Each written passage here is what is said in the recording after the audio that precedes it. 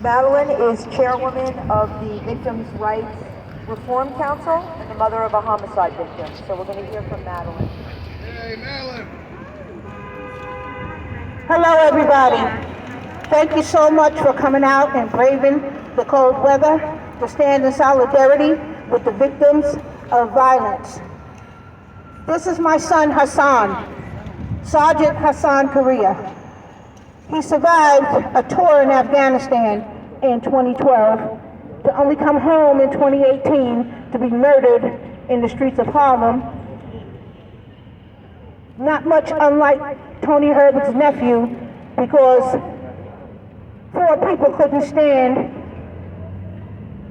fight a fair fight. So they ended up stabbing Hassan to death. He was stabbed 9 times. Then he also turned around and stabbed his father 12 times when he tried to come to Hassan's aid. 3 of these people are siblings, 2 brothers and sister and their friend, and they're all adults. This case has been lingering on for 3 years in the Manhattan Supreme Court building down at 111 Center Street. One of the one of the offenders is currently out on a drastic bail reduction from $750,000 down to $12,000 because of bail reform. The judge had discretion 14 months prior, but as soon as bail reform went into effect, the judge no longer had discretion to consider her dangerousness or her likelihood of killing someone else. And the law says that she had to reduce this woman's bail to an amount that her family could afford without causing a hardship. Since bail reform has went into effect for the past 2 years, the crime rate in New York City has gone up 150%. Not just gun violence, it's all types of violence. My son was stabbed to death. He was not shot to death. This issue transcends all political ideologies, all race, creed, religion, political background, tax bracket, zip code, wherever you're from. If you are a resident of New York City or even New York State, because Rochester, Troy, Schenectady, Buffalo are all experiencing the same devastating effects in the rate of crime in the past 2 years because of a policy that was put in place that was not well thought out, did not consider the victims, did not consider the communities, and a policy that has put each and every last one of us, our safety is at risk.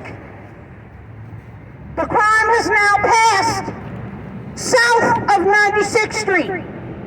It is now right here in this elite community where the bullets are flying and our children are dying. It's no longer about Black and Hispanic people that are feeling the effects. Everyone is feeling it.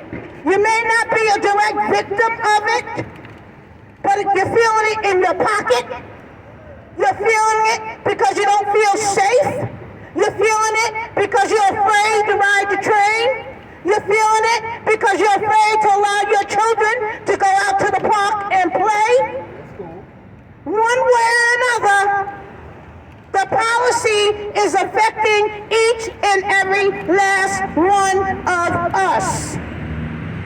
Therefore, unless we can come together collaboratively and come up with common sense reforms that puts the safety of the public first, the victims and their families second, and then the well-being of the criminal recidivists. When I say that, I mean real programs, drug and alcohol facilities, mental health facilities, housing, employment. I'm not saying that we didn't need some type of reform, because we do. But let's do something